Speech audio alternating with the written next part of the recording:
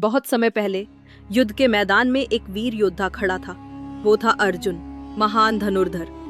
लेकिन आज वो थर थर कांप रहा था।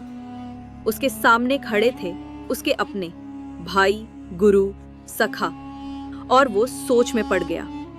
क्या मैं इनसे युद्ध करूं? क्या मैं अपनों का संहार करूं? उसका मन भ्रमित था, आंखें नम थीं, और उसने अपने धनुष को नीचे रख दिया। तभी उसके सारथी भगवान श्री कृष्ण मुस्कुराए और बोले, अर्जुन, ये शरीर नश्वर है लेकिन आत्मा अमर है। तू जो समझ रहा है कि ये लोग मर जाएंगे, वो तेरा भ्रम है। तू सिर्फ अपना कर्तव्य निभा, फल की चिंता मत कर।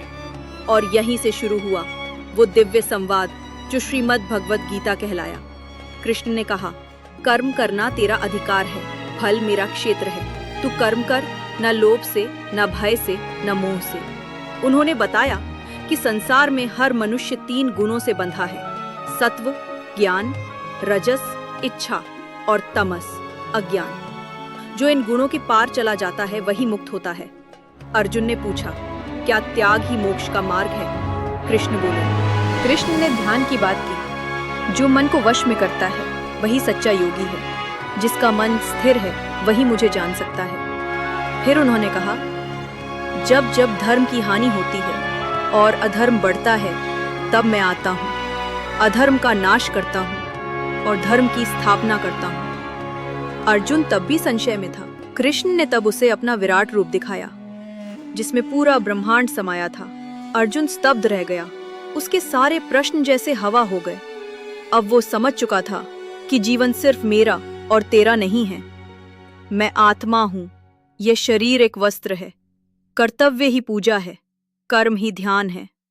कृष्ण ने अंत में कहा, जो मुझे प्रेम से याद करता है, मैं उसका हूँ, वो मेरा।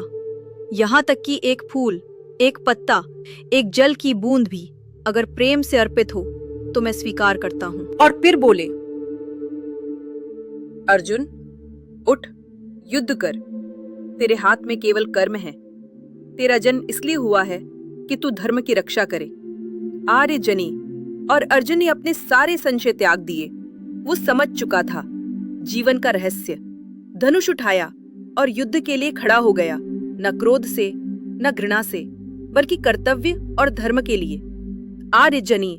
और यही है गीता का सार। कर्म करो, फल की चिंता मत करो। आत्मा अमर है, शरीर नश्वर है।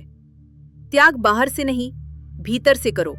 भक्ति, ज्ञान और कर्म तीनों ही मार्ग मोक्ष तक पहुंचाते हैं। जो समदृष्टि रखता है वही सच्चा योगी है।